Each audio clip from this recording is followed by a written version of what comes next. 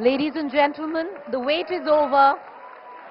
We are honored to have our Prime Minister back with us at the India Today conclave. Please put your hands together for our Honorable Prime Minister, Narendra Modi. May I also call upon Arun Puri, Chairman, Editor-in-Chief, India Today Group, Kali Puri, Executive Editor-in-Chief, Vice Chairperson, India Today Group.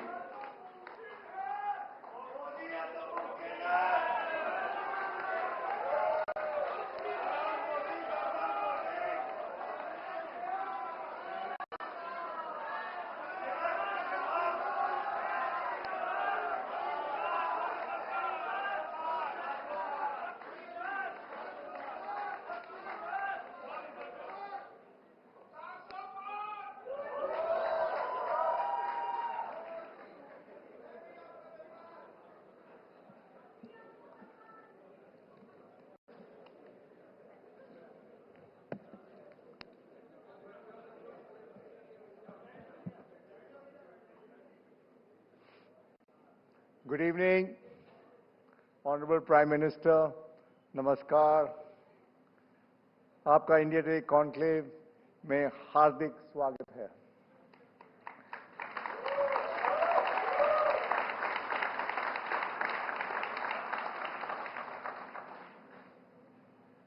प्रधानमंत्री जी, पिछले साल मैंने आपसे इसी stage पे request किया था कि आप जरूर वापस आइए।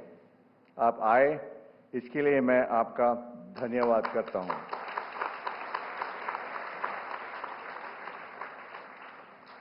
और मुझे ये भी पता चला है कि आप अपने दक्षिण के दौरे से खास तौर से सिर्फ हमारे लिए वापस आए हैं। अमेजिंग। और कल सुबह वापस चले जा रहे हैं। अमेजिंग। इसके लिए इंडिया टुडे की तरफ से मैं आपको बहुत आभारी हूं। इसको कहते हैं मोदी की guarantee.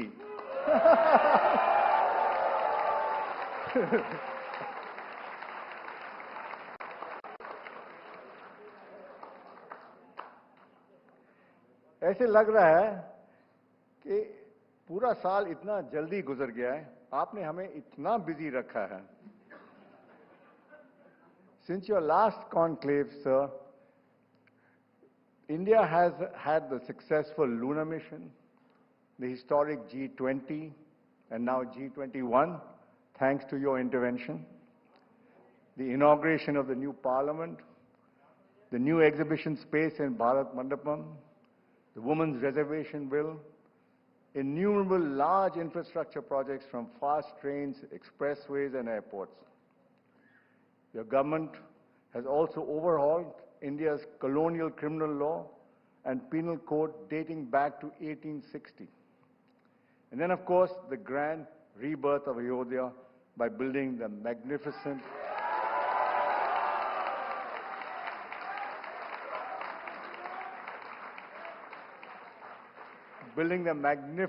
Ram Mandir.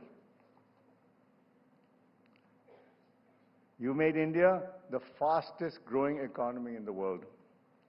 And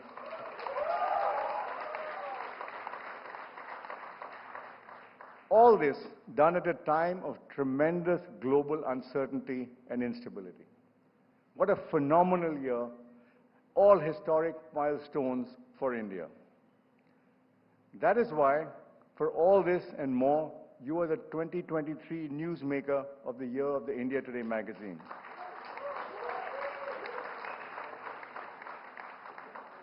What stands out, sir, is the scale of ambition, the speed of delivery, and great foresight. During our interaction for the Newsmaker, the answer which struck me the most was, मक्खन पर लकीर तो सब करते हैं, करना है तो पत्थर पे लकीर करो।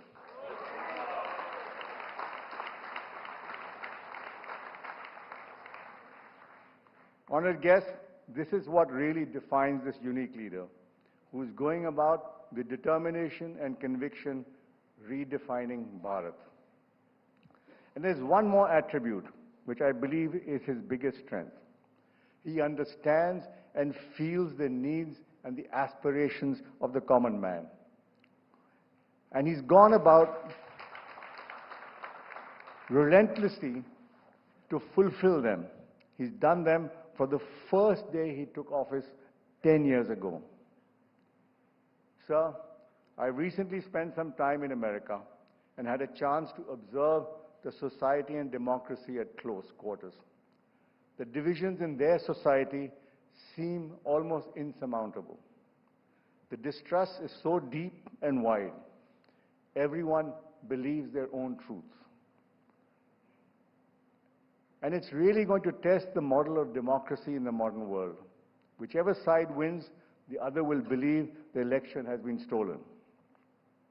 I think the world will look once again to you and to India, the world's largest democracy with the most healthy turnouts, voter turnouts, and how to navigate the modern democracy. How to create a new model of democracy, where democracy doesn't tear the social and moral fabric of a country. And it's a difficult challenge and a huge opportunity. Only a democratic leader with your kind of popularity can ensure that no one is left behind with your belief of Sabke Saath, Sabka Vikas.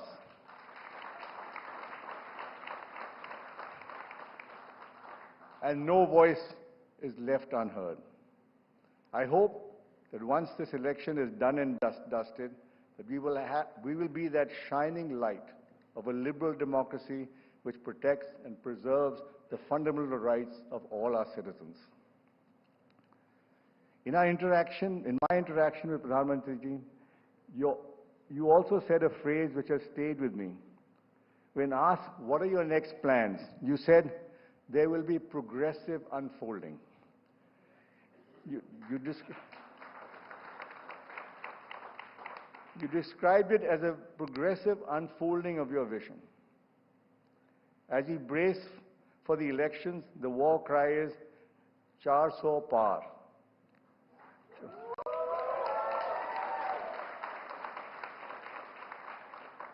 I wait with great anticipation on what progressive unfolding you have in store for us. Pradhan Mantri Ji, before I invite you to make your keynote address, मैं आपसे कुछ पूछना चाहता हूं। आज election dates की घोषणा ही हुई है। पिछले 2 महीने में आप दक्षिण भारत की काफी दौरे कर रहे हैं। मुझे ये भी पता है कि आप बहुत दूर सोचते हैं। फिर मुझे ख्याल आया कि आप 2024 नहीं पर 2029 के बाद की जनरल इलेक्शन की तैयारी कर रहे हैं।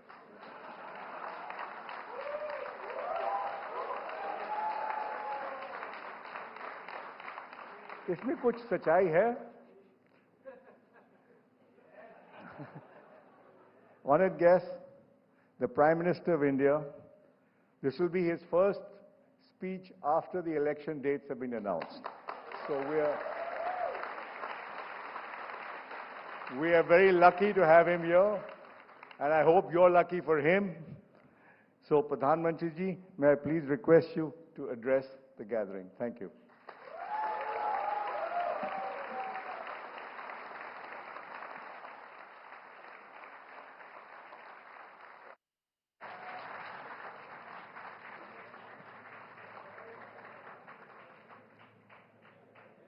सबसे पहले तो मैं आप सबकी क्षमा मांगूंगा क्योंकि मुझे आने में थोड़ा विलंब हुआ। मैं कर्नाटका से आ रहा था, तो अच्छा नहीं, आप जैसे बड़े लोगों को इंतजार कराना चाहिए, और इसलिए मैं आप सबकी क्षमा चाहता हूं। पहले आपके सवाल का जवाब दे दूं। अरुण जी, आपकी पूरी टीम को लगाइए कि मोदी है क्या, ढूंढ के निकाले। आप 29 पर अटक गए।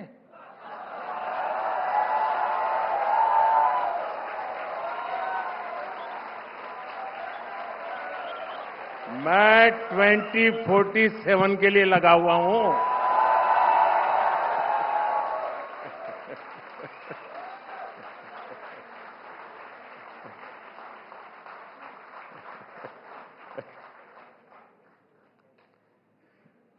आप सबको नमस्कार। आज ही जैसा अरुण जी ने बताया, भारत में दुनिया के सबसे बड़े लोकतांत्रिक पर्व की प्रक्रिया की शुरुआत हुई है और इस महत्वपूर्ण अवसर पर इंडिया टुडे का कॉन्क्लेव हो रहा है। आज जहां पूरी दुनिया अनिश्चितता के भंवर में फंसी हुई है, एक भाव बहुत निश्चित है कि भारत तेज गति से विकास करता रहेगा।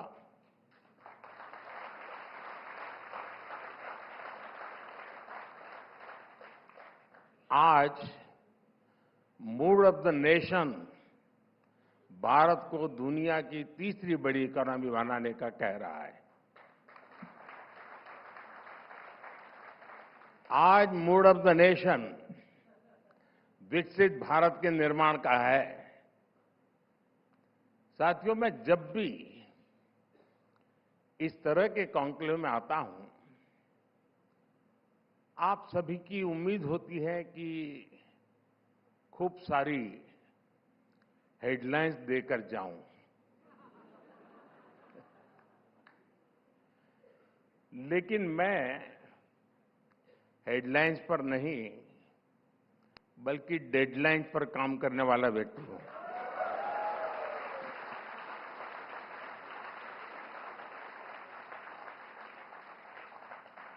और इसलिए आज मैं यहां वो बातें भी बताऊंगा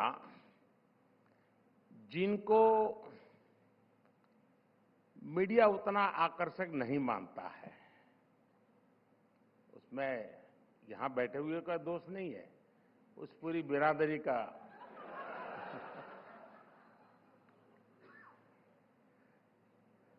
जिन्हें मीडिया छूना पसंद नहीं करता, लेकिन ये मुद्दे ऐसे हैं जो सामान्य जन को छूते हैं। अब जैसे एक विषय है स्टार्टअप्स का। ये सही है कि 10 साल पहले तक बहुत इने गिने स्टार्टअप थे, मुश्किल से 100 के आसपास होते थे। आज करीब 1.25 लाख स्टार्टअप रजिस्टर्ड स्टार्टअप्स हैं। लेकिन भारत की स्टार्टअप क्रांति की पहचान सिर्फ नंबर वाली नहीं है। भारत की स्टार्टअप क्रांति की असली पहचान ये है कि ये स्टार्टअप हिंदुस्तान के 600 डिस्ट्रिक्ट से भी ज्यादा डिस्ट्रिक्ट्स में है, यानी एक प्रकार से 90% एरिया ऑफ द कंट्री। ये अपने आप में बहुत बड़ी बात है। वरना लोगों को लगता है स्टार्टअप मतलब बेंगलुरु। 600 डिस्ट्रिक्ट में स्टार्टअप होना यानी टियर 2 और टियर 3 जो शहर है, वहां के नौजवान स्टार्टअप क्रांति की अगुवाई कर रहे हैं। छोटे शहरों के युवाओं की इस सफलता ने भारत की स्टार्टअप क्रांति को ड्राइव किया है। और आज देखिए, जिस दल ने कभी स्टार्टअप्स के बारे में चर्चा तक नहीं की, उसे भी स्टार्टअप्स की बात करने के लिए मजबूर होना पड़ा है।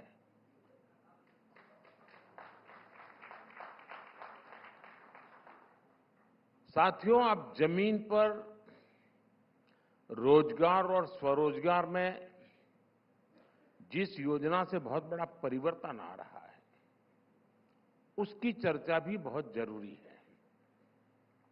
और ये योजना है मुद्रा योजना।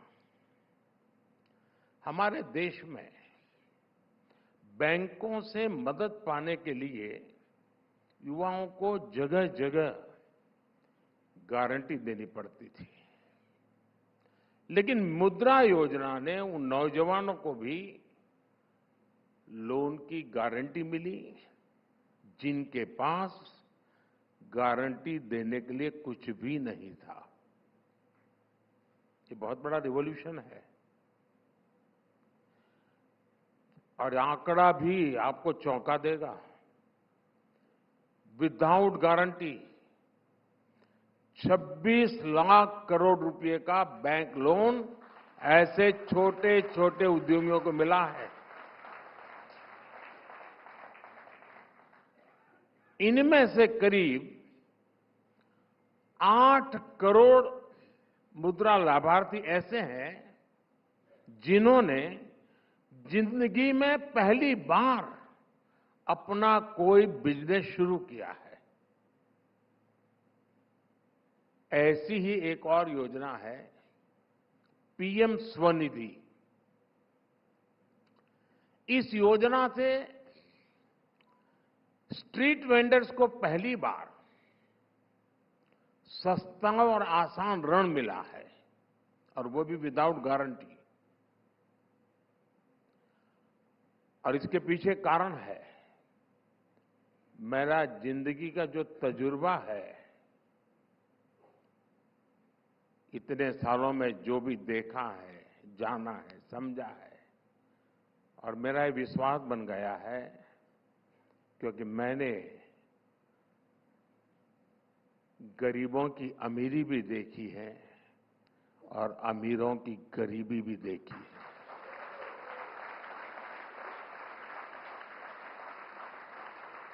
और इसलिए मेरा साहस था कि स्ट्रीट वेंडर्स को विदाउट गारंटी पैसे देने का निर्णय करेंगे।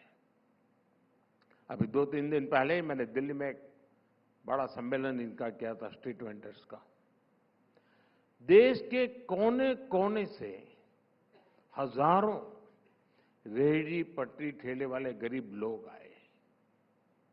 मीडिया में इसकी चर्चा नहीं हुई, लेकिन आज आपके प्लेटफॉर्म पर मैं उन रेहड़ी पटरी ठेले वालों की सराहना करूंगा।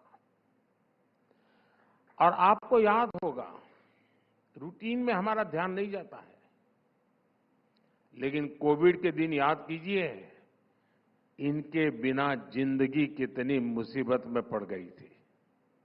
और मैंने उसी दिन तय किया था कि ये शक्ति शक्ति है, मैं इनके लिए कुछ करूंगा।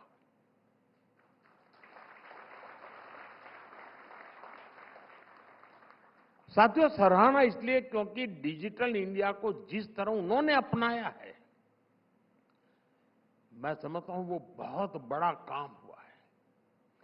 जिन्हें अनपढ़ कहकर अपमानित किया गया था, वो ठेले वाले, रेहड़ी पटरी वाले आज भारत की डिजिटल क्रांति का चेहरा बने हुए हैं।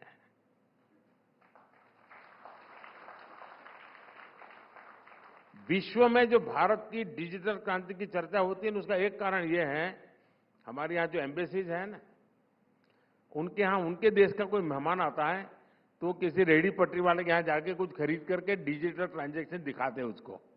यानी बहुत बड़ा मार्केटिंग विषय बन गया है ये। हमारे इन लोगों की जो मेहनत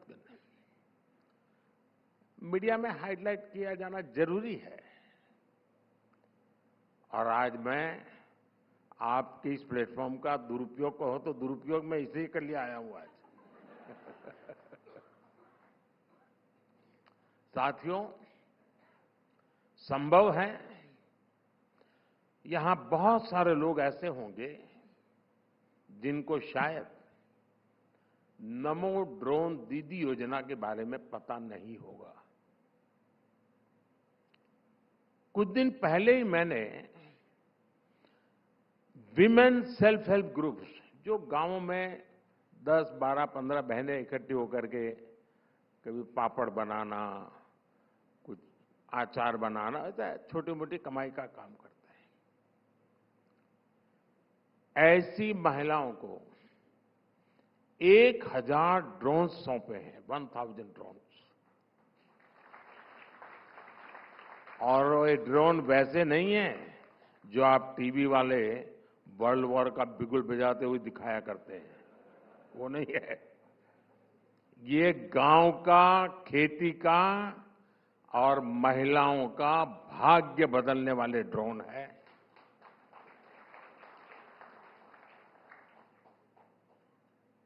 गांव की जिन महिलाओं ने कभी साइकिल तक नहीं चलाई होगी, वो अब गांव में ड्रोन पायलट के रूप में जानी जाती है। और ये सिर्फ एक ड्रोन देने का कार्यक्रम है, वही मैं किसी नौजवान को भी दे सकता था। मैंने बहुत सोच समझ करके बहनों के हाथ में दिया है, क्योंकि आज भी किसी गांव में एक आध बेटी अगर ट्रैक्टर चलाती है तो पूरे गांव में अजूबा होता है, अच्छा बेटी ट्रैक्टर, मुझे साइकिल को तोड़ना है।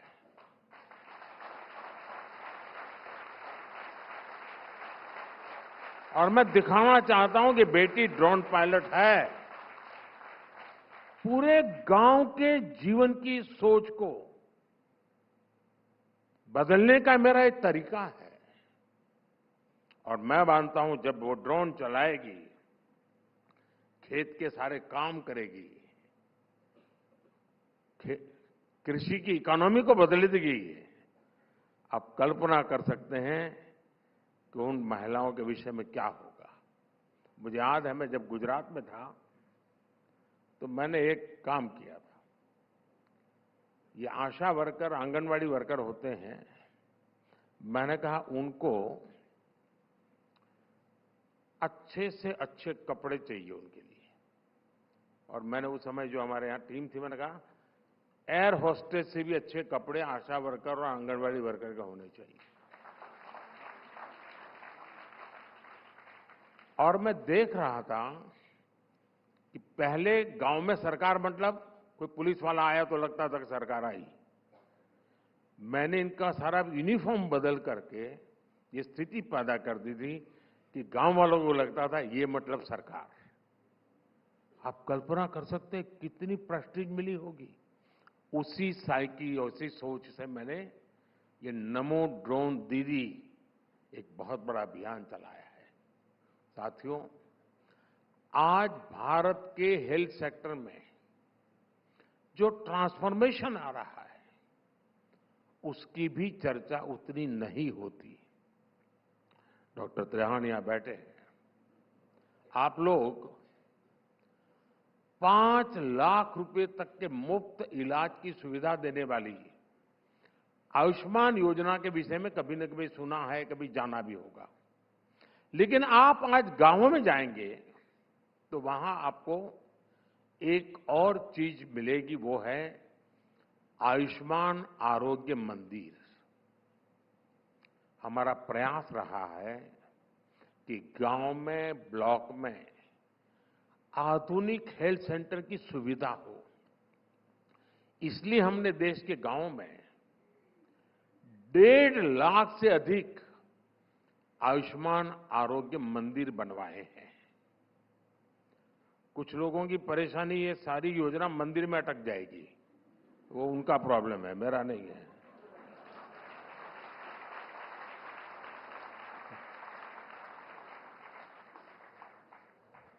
अब आप फिर कहेंगे कि मोदी जी ये आयुष्मान आरोग्य मंदिर कहां से लेकर आ गए। ये काम लगातार चल रहा है, लेकिन ये काम हेडलाइन नहीं बनता है। इन आरोग्य मंदिरों में सामान्य टेस्ट तो होते ही हैं, साथ ही डायबिटीज से लेकर के कैंसर जैसी बीमारियों की शुरुआती जांच वहां पर होती है। और इन आयुष्मान आरोग्य मंदिरों को हम डिजिटली बड़े अस्पतालों से जोड़ा है। हम कोशिश कर रहे हैं कि गांव के मरीजों को भी सीमलेस ट्रीटमेंट मिले। आज हम टेलीमेडिसिन की एक बहुत बड़ी सुविधा देश के गांव गरीब तक पहुंचा रहे हैं। हम डिजिटल रिवॉल्यूशन यूपीआई में दिखता है, ये डिजिटल रिवॉल्यूशन है।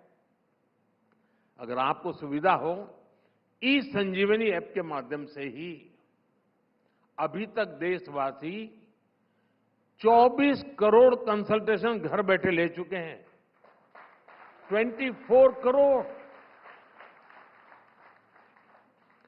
देश के गांव में हो रही इस हेल्थ क्रांति की चर्चा भी आज उतनी ही जरूरी है। साथियों, बीते 10 वर्षों में हमने गवर्नेंस का एक बिल्कुल नया मॉडल विकसित किया है। हमने उस पर फोकस किया है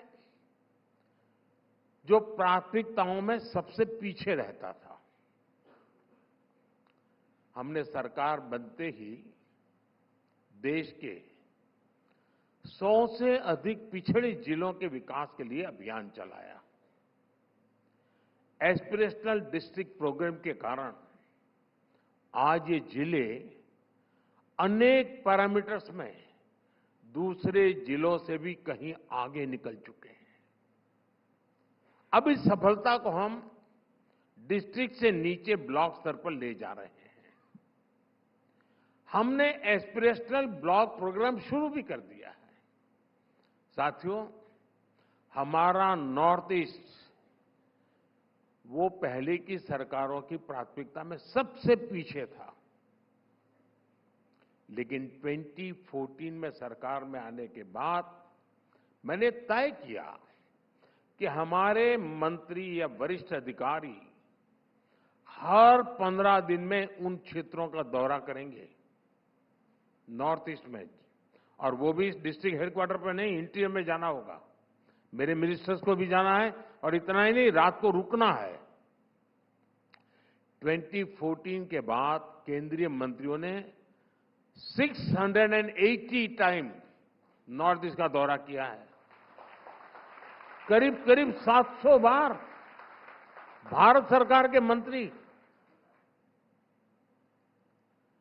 प्रधानमंत्री के रूप में मैंने इस देश में अब तक जितने प्रधानमंत्री हो गए उन सबने टोटल जितनी बार नॉर्थ ईस्ट गए होंगे उससे अनेक गुना बार मैं अकेला गया हूं।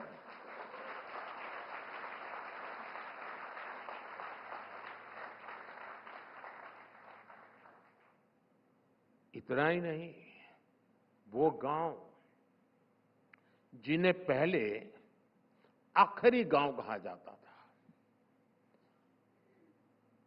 हमने पूरी मानसिकता बदली। जैसे पहले पिछड़े डिस्ट्रिक्ट कहते थे, मैंने कहा नहीं, they are the aspirational district.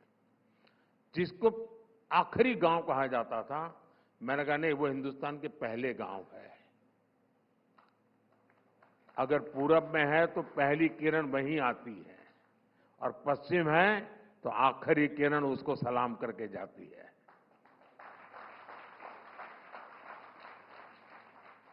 अभी इस कार्यक्रम को लॉन्च हुए करीब 1 साल हुआ है। इस दौरान 17 मेरे कैबिनेट मंत्री इन दूर दराज के गांवों पर रात्रि मुकाम करके आए हैं, और कुछ तो गांव ऐसे हैं जहां -15 डिग्री टेम्परेचर है। कहने का तात्पर्य यह है कि आपको जो दिखता है ना, वो तो बहुत छोटी सी चीज, आपको पता है। हमारे मंत्री हर ऐसी जगह पे जा रहे हैं, लोगों से मिल रहे हैं, वो उनके बीच रात बिताना, उनसे बातें करना, उनके सुख दुख को समझना। क्या एक काम को चुनाव के फायदे के लिए होते हैं क्या?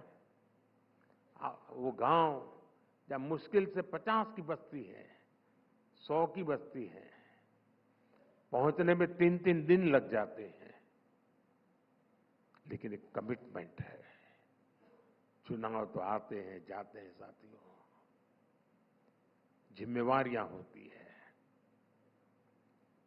साथियों, जब सरकार का फोकस क्लियर होता है तो वो हर क्षेत्र में नजर आता है।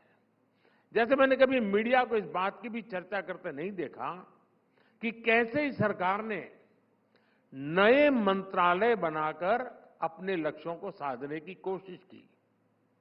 हमने स्किल डेवलपमेंट के लिए अलग मंत्रालय बनाया, हमने पशुपालन और फिशरीज के लिए अलग मंत्रालय बनाया, हमने कोऑपरेटिव सेक्टर के लिए अलग मंत्रालय बनाया और इसका नतीजा भी वैसे ही देखने को मिला है। आजादी के बाद पहली बार देश में लाखों नौजवानों के स्किल डेवलपमेंट का एक बड़ा अभियान चला और मैं स्किल डेवलपमेंट यानी इंडस्ट्री 4.0 को टारगेट करता हूं जी। कुछ लोग अभी भी गैरेज में जाकर के टायर वायर इधर उधर करते रहते हैं, वो जमाना चला गया। अब इंडस्ट्री 4.0 है स्किल। स्क्रू ड्राइवर लेकर बैठने वाला काम नहीं है जी। आजादी के बाद पहली बार अब फिशरीज डिपार्टमेंट, मछली उत्पादन आज 2 गुना हो गया है और जितना हमारे यहां एक्सपोर्ट सॉफ्टवेयर की दुनिया का है, हमारे यहां मछली का एक्सपोर्ट करीब करीब उतना पहुंच गया है जी।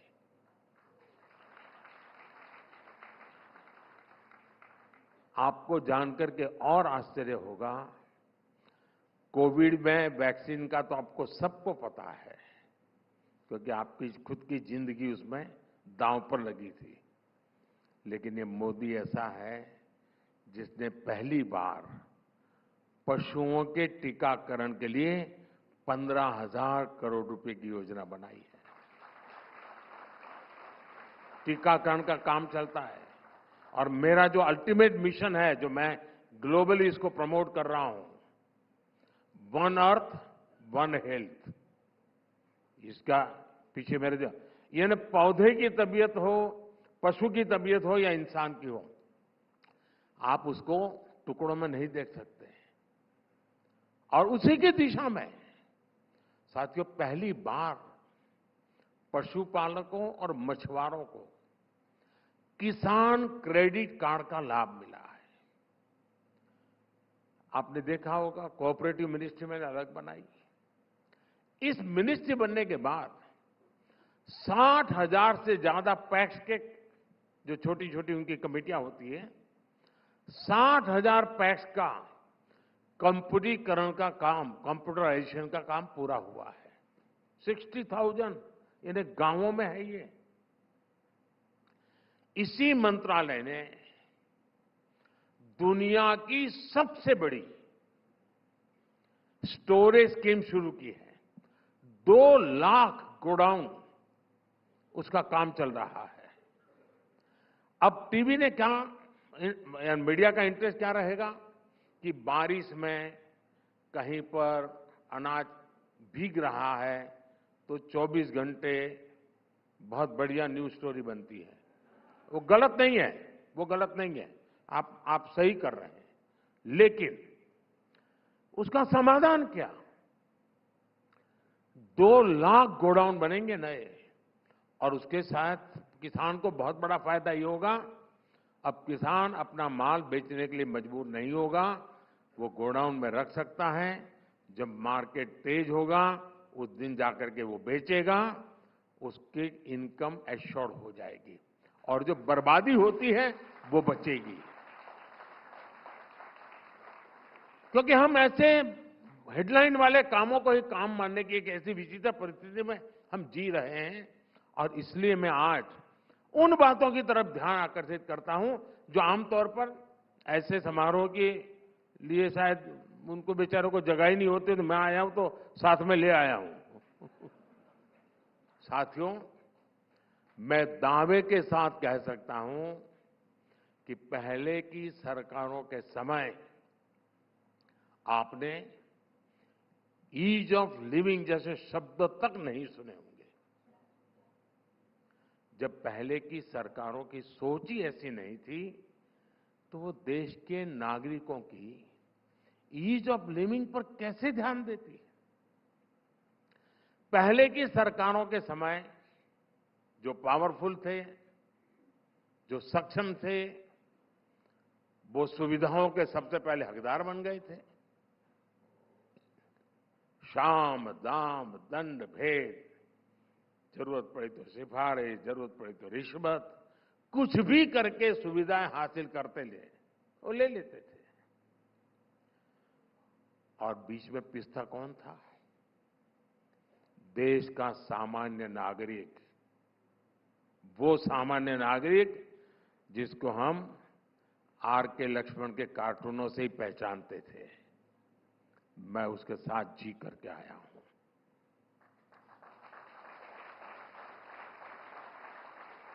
हाल ये थे कि न इस कॉमन मैन के वक्त की हमें कीमत थी और न ही उसकी जिंदगी की परेशानियों को कोई समझता था। इस कॉमन मैन की ईज ऑफ लिविंग को भी हमारी सर्वोच्च प्राथमिकता के रूप में हमारी सरकार ने काम किया है। मैं कुछ आंकड़े आपके सामने रखूंगा।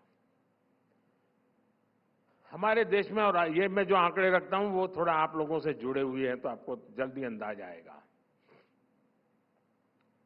पहले पासपोर्ट बनवाना हो तो औसतन 50 दिन लगते थे और एक छोटे से पुलिस वाले को भी जाकर के जरा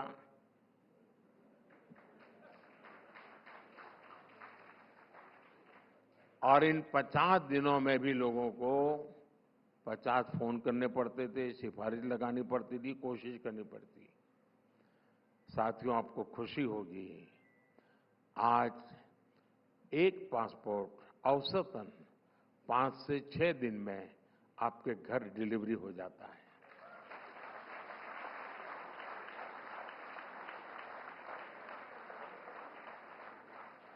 ये बदलाव कैसे आया?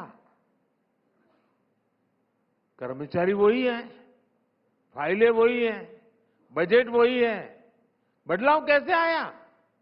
लेकिन सरकार ने जैसे ही ईज ऑफ लिविंग पर जोर दिया, सिस्टम में परिवर्तन आना शुरू हो गया।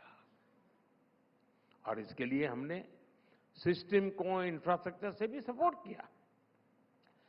2014 से पहले देश में सिर्फ 77 पासपोर्ट सेवा केंद्र थे, पूरे देश में 77।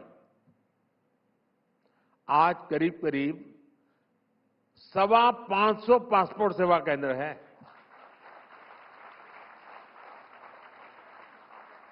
साथियों, ऐसे ही परिवर्तन आप चारों तरफ होते हुए देख सकते हैं। दूसरा भी विषय मैं आप ही के लोगों के साथ जुड़ा हुआ उठाना चाहता हूं। 2014 से पहले इनकम टैक्स रिफंड का एवरेज टाइम था 93 डेज। और ये भी तो कुछ लोग इस सिफारिश के कारण जल्दी लाते इसलिए एवरेज कम आती होगी, बाकी कुछ लोगों को तो बेचारों को 2-2, 4-4 साल जाते होंगे। अब इनकम टैक्स रिफंड का एवरेज टाइम 10 दिन से भी कम हो गया है।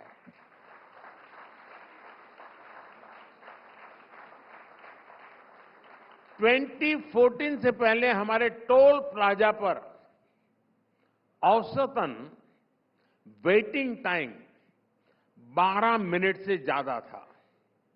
अब फास्टैग आने के बाद टोल प्लाजा पर average waiting time 30 to 40 second है।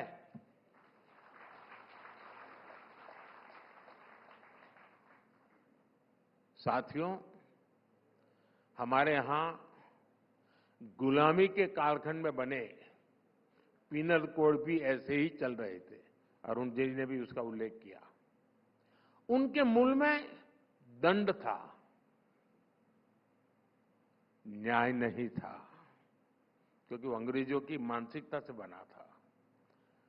उसको जाते जाते भी मुझे आना पड़ा, तब वो गया।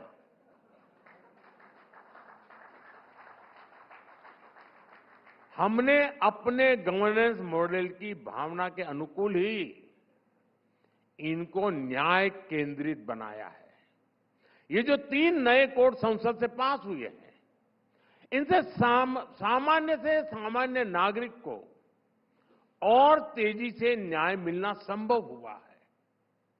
पिछले 10 साल में हमारी सरकार ने 1,500 से ज्यादा पुराने कानून खत्म किए हैं।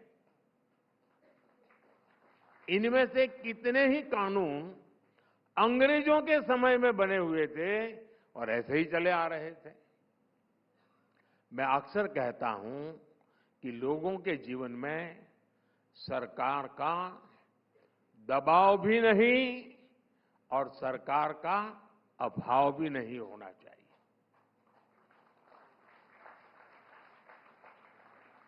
गरीब है, उसको लगना नहीं चाहिए कि संकट के समय कोई आया नहीं। अभाव नहीं होना चाहिए। सरकार की जहां जरूरत है, सरकार होनी चाहिए। लेकिन ये क्या तरीका है?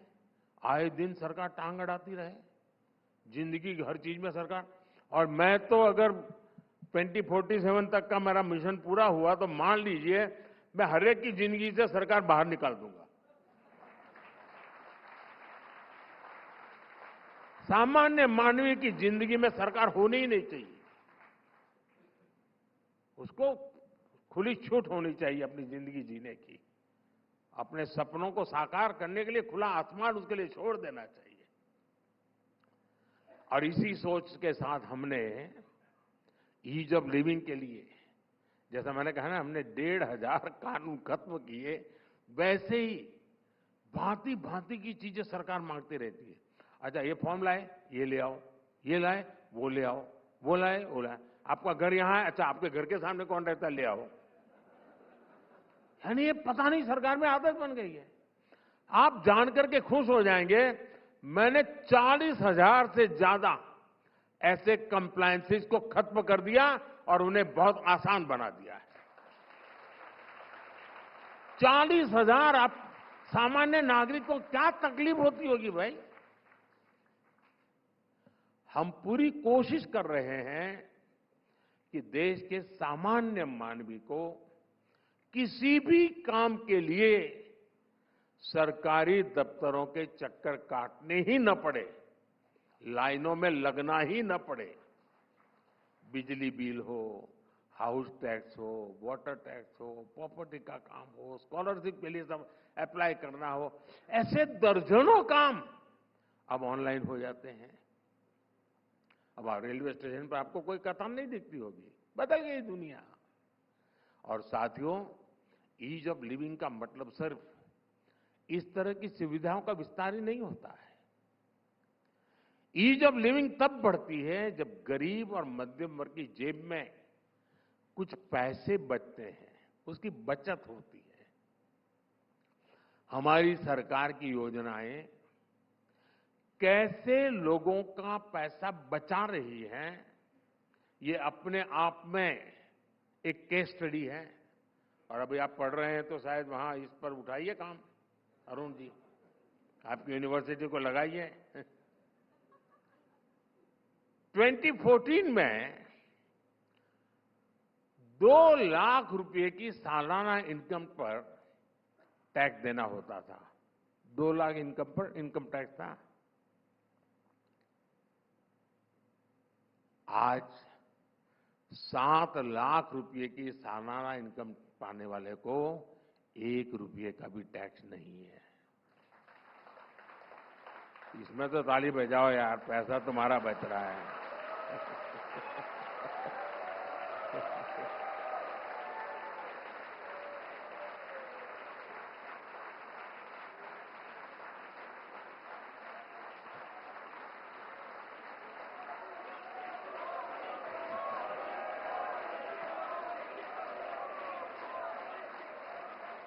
ये मैंने इसलिए किया, अगर किसी को ऐसी भाषण में नींद आ जाती है तो जगाने के लिए जरूरी था। मुझे ताली की जरूरत नहीं थी। क्योंकि ऐसे भाषण ऐसे हैं कि जिसमें मीडिया को इंटरेस्ट नहीं, उस भाषण में आपको क्या मजा आएगा। लेकिन मैंने कहा आज यही कर ले। देखिए, हमारी सरकार ने जो निर्णय लिए हैं उसकी वजह से डायरेक्ट टैक्सेस में करीब करीब 2.5 लाख करोड़ रुपए बचे हैं देश के नागरिकों के, 2.5 लाख करोड़ रुपए। साथियों, कई बार सरकार डिस्काउंट दे रही होती है, लेकिन हमारे देश के सामान्य मानवी को में उसकी चर्चा ही नहीं होती है, पता ही नहीं होता है। रेल टिकट के साथ भी ऐसा ही हुआ है। आप कल्पना कर सकते हैं कि सिर्फ रेलवे की टिकट पर पिछले 10 साल में 4.5 लाख करोड़ रुपए का डिस्काउंट दिया गया है। 4.5 लाख करोड़ रुपया। गरीब और मिडिल क्लास के ये पैसे बचे ही तो हैं, उसके पास बचे हैं पैसे, वरना वो सरकार को देता। स्वच्छ भारत अभियान को तो आप, हमारे अरुण जी ने तो काफी उसका झंडा उठाया हुआ है, मीडिया ने काफी सपोर्ट किया। स्वच्छ भारत अभियान को करीब करीब सभी मीडिया हाउसेज ने किसी न किसी रूप में उसका साथ दिया। ये भी गरीब और मध्यम वर्ग के पैसे बचाने में मदद कर रहा है। इस अभियान की वजह से अनेक बीमारियां फैलने से रुकी है। एक स्टडी में सामने आया है कि स्वच्छ भारत अभियान हर साल गरीबों के 60,000 करोड़ रुपए से ज्यादा बचा रहा है। 60,000 करोड़ रुपए गरीब का बचना यानी कितना बड़ा काम है जी। वरना यही पैसे उन्हें बीमारियों के इलाज पर खर्च करने पड़ते हैं। इसी तरह आयुष्मान भारत योजना की वजह से गरीबों के 1 लाख करोड़ रुपया जो उनको अस्पताल में देना था, वो बचा हुआ है, खर्च होने से बचे हैं। सरकार एक जन औषधि केंद्र चला रही है। इन जन औषधि केंद्र में वही दवाइयां, कोई क्वालिटी कॉम्प्रोमाइज नहीं, करीब 80% हम डिस्काउंट देते हैं उसमें, ताकि मध्यम वर्ग गरीब परिवार हो। अब मध्यम वर्ग परिवार में बुजुर्ग माँ बाप रहते हो, डायबिटीज हो, तो 1,500-2,000 रुपए की दवाई लगी जाती है उसको। आज हमने जन औषधि केंद्रों में जो लोग दवाइयां लेते हैं, उसके कारण गरीबों के, मध्यम वर्ग के 30,000 करोड़ रुपए जो उसकी दवाई में लगने वाले थे, डिस्काउंट के कारण 30,000 करोड़ रुपए बचे हैं। अब आपको जो सीधा जुड़ा हुआ है वो भी मैं बताता हूं। ये जो मोबाइल डेटा भी है, आज आपके हजारों रुपए बचा रहा है, आपको मालूम ही नहीं है, क्योंकि भूल जाते हैं और ये लोग बताते नहीं है। 10 साल पहले मोबाइल डेटा 250 रुपये पर जीबी होता था, 250 रुपीज पर जीबी। ये 10 साल पहले की बात कर रहा हूं मैं। आज जितने जीबी एक सामान्य भारतीय हर महीने खर्च करता है, उस हिसाब से अगर करता तो उसका टेलीफोन का महीने का बिल होता कम से कम 4-5 हजार रुपया से ज्यादा। लेकिन अब भारत में मोबाइल डेटा 10 रुपया पर जीबी के आसपास है, यानी 250 से कम होते 10 रुपया। हर महीने आपके मोबाइल बिल में ही 3-3.5 हजार रुपये बच रहे हैं, यानी साल भर का करीब करीब 50,000 रुपया मोदी आपको देने नहीं आया है, लेकिन मोदी ने ऐसा किया है कि आपके पैसे बच रहे हैं। कभी याद करना मुझे भी।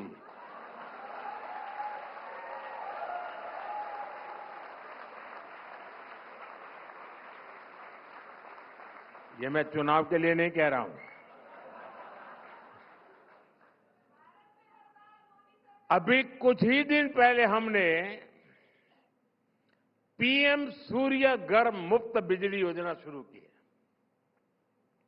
सरकार अपने घरों में, यानी नागरिकों को दे रही है, सोलर पैनल लगाने के लिए 78,000 इतने रुपये हर परिवार को मदद के रूप में दे रहा है।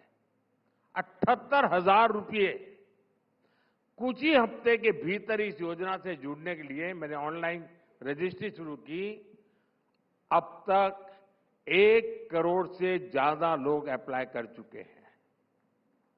उनको ये पैसे मिलेंगे और इस योजना से जुड़ने वालों की आमतौर पर एक मिडिल क्लास फैमिली है जिसके घर में एक आध एसी है, 2-3 फैन है, हो सकता है फ्रिज हो सकता है वॉशिंग मशीन हो, तो करीब करीब 300 यूनिट उसकी बिजली की जरूरत पड़ती है। 300 यूनिट मुफ्त बिजली मिलनी उससे संभव हो जाएगी। इतना ही नहीं, जो ज्यादा बिजली पैदा करेगा सोलार सिस्टम से, सरकार वो खरीदेगी और उसकी कमाई का साधन पैदा हो जाएगा। साथियों, मेरे लिए बहुत आसान था कि मैं जनता की गाढ़ी कमाई, टैक्स पेयर की मेहनत की कमाई को ऐसे ही बांट देता, तालियां बजवा लेता। मेरा रास्ता वो नहीं है दोस्तों। जब ऐसा मिलता है तो वाहवाही तो हो जाती है, लेकिन बचत करके भी जीवन आसान बनाया जा सकता है, ये हमारी सरकार ने करके दिखाया है। ये रास्ता थोड़ा कठिन है, मीडिया के लिए बोरिंग है, और आज भी शायद बोरिंग जैसा भाषण भी मेरा लगता होगा, लेकिन ये लॉन्ग टर्म का है, देश हित में है, और मैं जानता हूं मुझे इसमें मेहनत ज्यादा पड़ती है, लेकिन मैंने जैसे अभी कहा उन्होंने, मैं मक्खन पर लकीर करने के लिए नहीं आया हूं, मैं पत्थर पर लकीर करने आया हूं। इसलिए मैंने रास्ता चुना है, और मैंने ये रास्ता इसलिए चुना है कि मैं आपके बच्चों के हाथ में एक समृद्ध हिंदुस्तान देना चाहता हूं।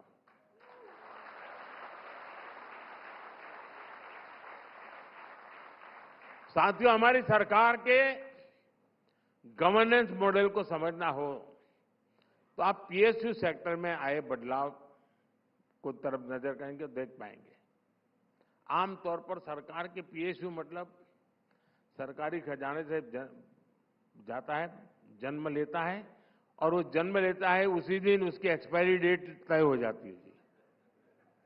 यही उसका इतिहास रहा है जी।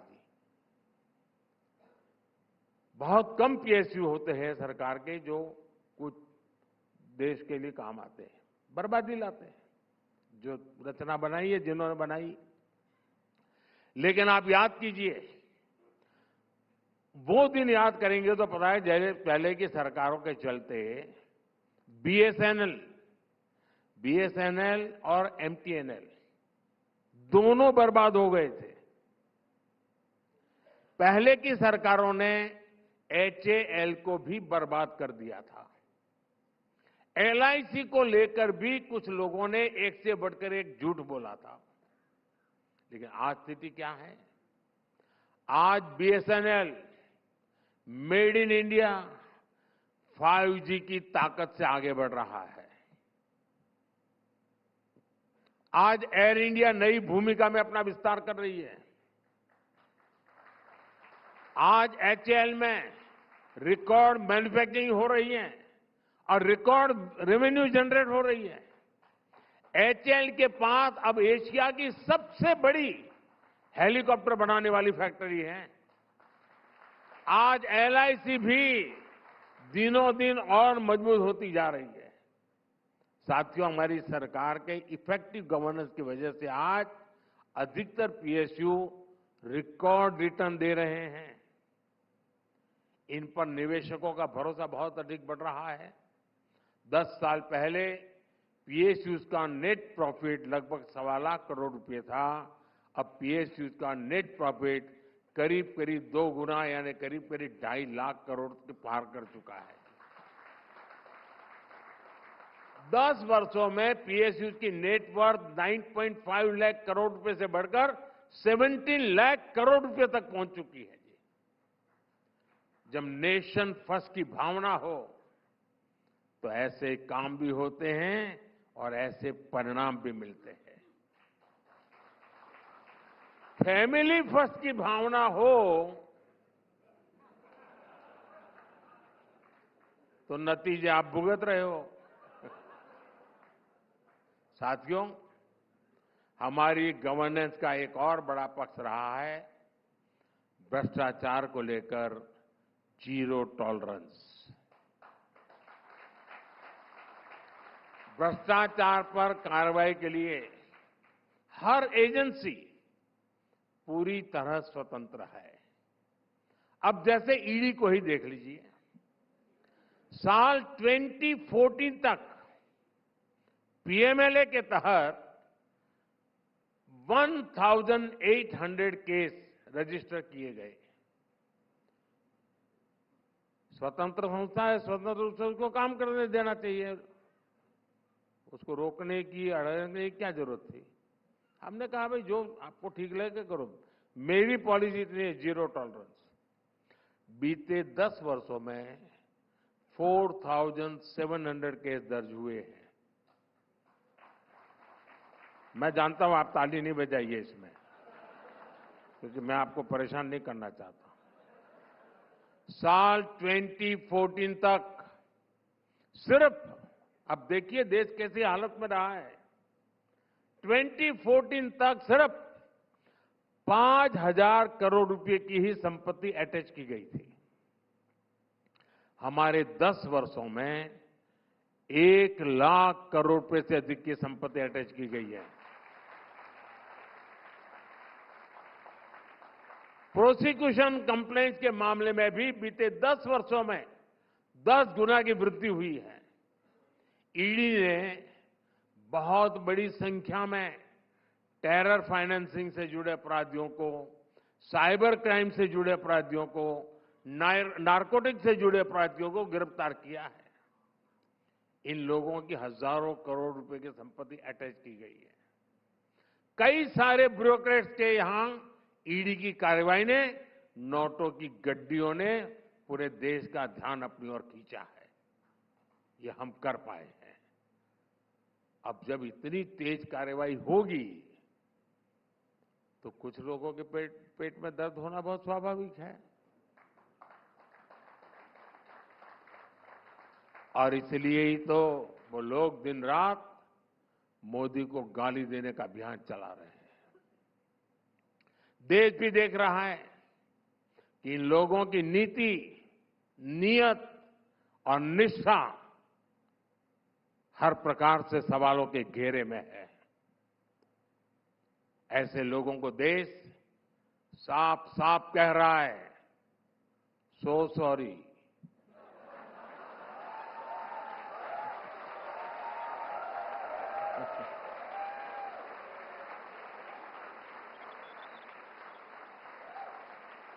साथियों, ये चुनाव का समय है तो हमारे विपक्ष के साथी कागजों पर सपने बुनने में जुटे हुए हैं, लेकिन मोदी सपनों से आगे संकल्प लेकर चलता है।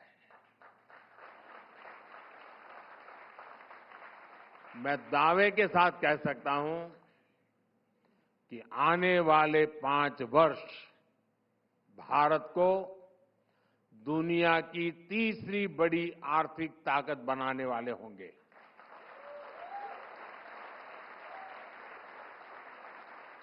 आने वाले 5 साल इस अनसर्टेन वर्ल्ड के लिए एक स्थिर, समर्थ और सशक्त भारत की गारंटी के होंगे।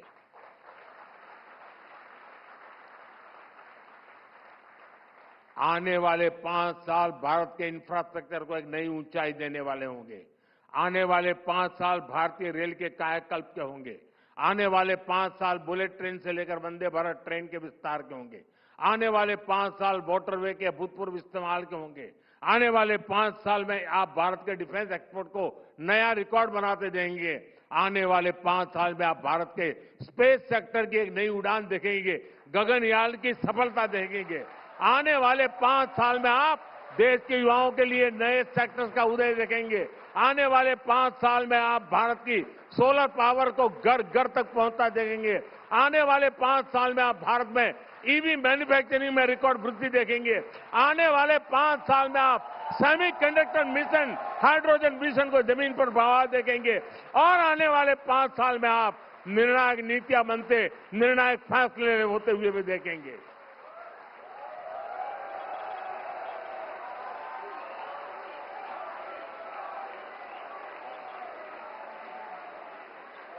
और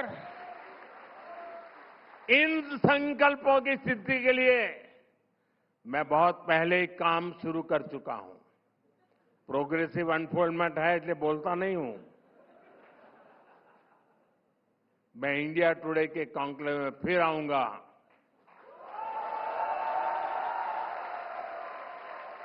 तो इन संकल्पों पर मैं विस्तार से बात करूंगा। फिर एक बार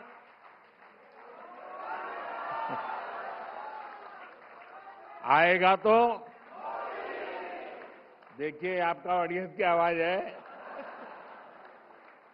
ये मूड ऑफ द नेशन है।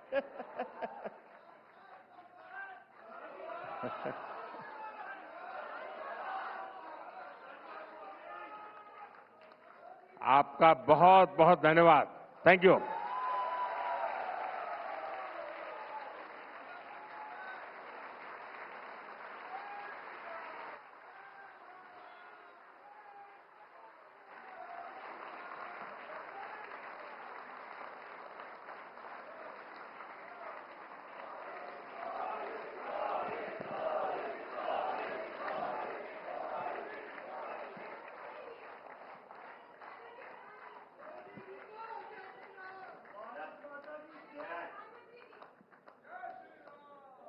Thank you.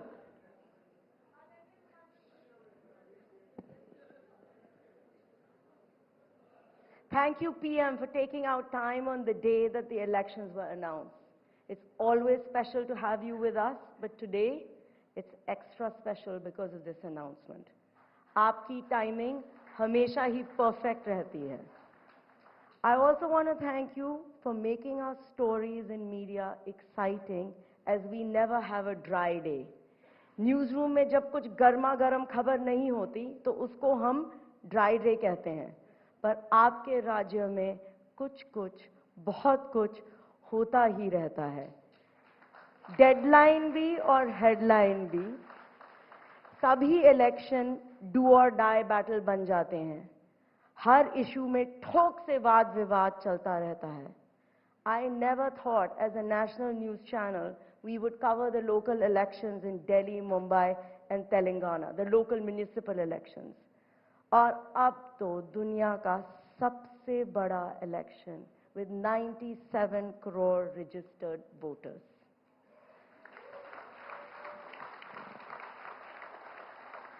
आपकी टीम के जैसे मेरी टीम भी इनोवेटिव आइडिया सोचती रहती है। हमने एक नया इनिशिएटिव लॉन्च किया है, सुनिए Netaji, in 100+ towns, where citizens can engage with their favorite politicians by talking to their life-size cutouts on camera, क्योंकि सबको हम कॉन्क्लेव में नहीं इनवाइट कर सकते। Citizens were also invited to write about their issues on postcards. It's no surprise that the maximum citizens wanted to speak to you, Prime Minister, and write to you.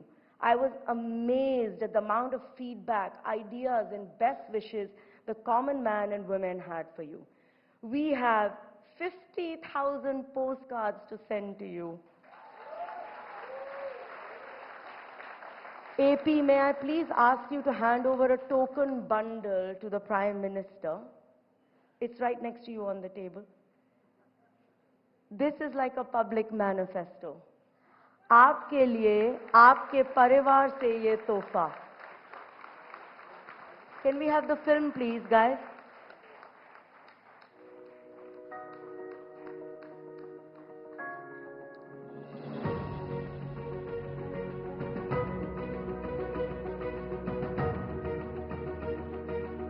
नेता नहीं है, ये भगवान है हमारे लिए। आप जैसा नेता ही देश को चाहिए। मोदी बढ़िया तो और तो नीचे कार्यकर्ता बढ़िया ना हो। एक सरकार को थोड़ा सा महंगाई पे कंट्रोल करना चाहिए। मेरे मोदी जी ने हमेशा हम किन्नर समाज को भी सपोर्ट करा है। जो मेरे मोदी जी पे कोई आला बला आए वो मैं जेलूं। मोदी जी बहुत बेस्ट आदमी है, इनके मुकाबले का वर्ल्ड में भी आदमी नहीं है।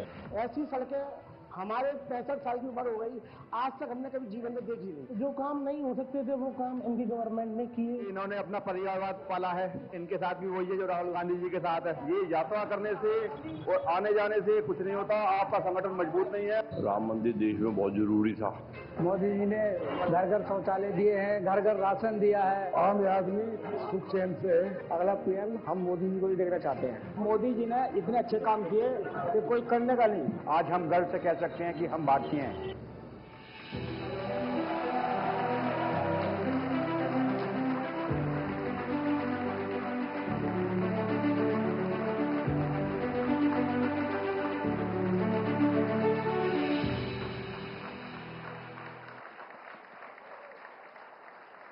मेरे हार्वर्ड बिजनेस स्कूल से एक ग्रुप आया हुआ है यहाँ।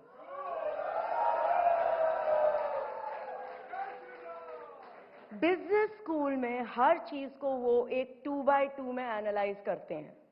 आपकी लीडरशिप को लेके उनमें बहुत चर्चा चलती है।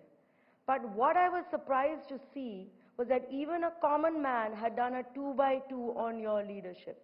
Your connect with both Bharat and India is phenomenal.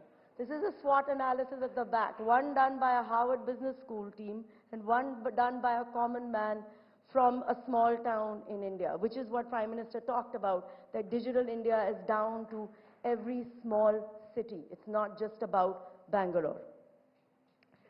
I wanted to leave you with this small personal anecdote. Recently, I had the good fortune of walking from the old parliament to the new parliament. They are just 30 steps apart. But it's like walking between two Indias, the one I was born in and the one I will pass on to the next generation. I love them both. I love them both. But they are a world apart. The new parliament is pristine, organized, efficient, full of light, and holds a lot of promise and hope for the future. The old is musty, dusty, full of our rich history. The corridors whisper of our trials, triumphs, great debates, remembrances, embodying the soul of our ancient nation and young democracy. Walking between the two is a surreal experience. You enter in one century and you come out in another. It is the story of your leadership, Prime Minister, in 30 steps. Both of them have their own charm, and I believe both are essential if we are going to be a great nation. I hope that you will be able to bridge the two as only you can. The great Indian spirit in an enriched, enlightened new avatar. Best of luck for the elections. We are watching very closely and keenly. ये हमारी guarantee है. Thank you, Prime Minister, and everyone. Until next time, good evening.